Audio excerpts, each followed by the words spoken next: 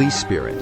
മത്തായി 3:11 മാനസാന്തരത്തിനായി ഞാൻ ജലം കൊണ്ട് നിങ്ങളെ സ്നാനപ്പെടുത്തി. എൻ്റെ പിന്നാലെ വരുന്നവൻ എന്നേക്കാൾ ശക്തൻ, അവൻ്റെ ചെരുപ്പ് വഹിക്കാൻ പോലും ഞാൻ യോഗ്യനല്ല. അവൻ പരിശുദ്ധാത്മാവിലാലും അഗ്നിയാലും നിങ്ങളെ സ്നാനപ്പെടുത്തും. ഈ പരിശുദ്ധാത്മാവിൻ്റെ ഈ പുതിയ യുഗത്തിൽ നമ്മൾ ജീവിക്കുമ്പോൾ പഴയ നിയമ കാലഘട്ടത്തിൽ സാംസനും ദാവീദും സോളമനും അതിനുശേഷം വന്ന രാജാക്കന്മാരും മുഴുവൻ സ്ത്രീ വിഷയത്തിലും വ്യഭിചാരത്തിലും വിഗ്രഹാരാധനയിലും ഒക്കെ പെട്ട് പരിശുദ്ധാത്മാവിനെ നഷ്ടപ്പെടുത്തിയ കഥ നമുക്കറിയാം.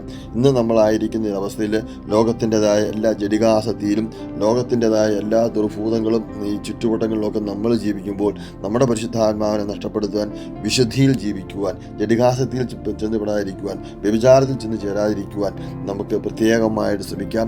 അങ്ങനെ ഏതെങ്കിലും തരത്തിൽ നമ്മൾ പെട്ടുപോയിട്ടുണ്ടെങ്കിലും ഇന്ന് സങ്കീർത്തനം 51:11 ദാവീദ് പ്രാർത്ഥിച്ച പോലെ അങ്ങയുടെ സന്നിധിയിൽ നിന്നെ തള്ളിക്കളയരുതേ, അങ്ങയുടെ പരിശുദ്ധാത്മാവിനെ എന്നിൽ നിന്ന് എടുത്തു കളയരുതേ എന്ന് നമുക്ക് പ്രാർത്ഥിച്ചുകൊണ്ട് തമ്പുരാനോട് ചേർന്ന് നിൽക്കുവാൻ, പരിശുദ്ധിയിൽ ജീവിക്കുവാൻ, കർത്താവേ അങ്ങയുടെ പരിശുദ്ധാത്മാവെ എൻ്റെ ഉള്ളിൽ നിന്ന് എടുത്തു കളയരുതേ എന്ന് പ്രാർത്ഥിച്ചുകൊണ്ട് നിർമ്മലമായ ഹൃദയത്തോടുകൂടി വിശുദ്ധിയോടുകൂടി തമ്പുരാൻ്റെ സന്നിധിയിലായിരിക്കുവാനായിട്ട് നമുക്ക് ശ്രമിക്കാം.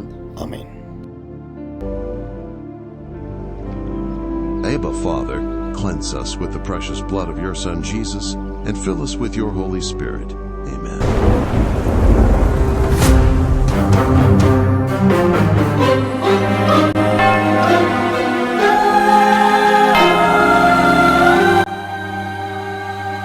Holy Spirit.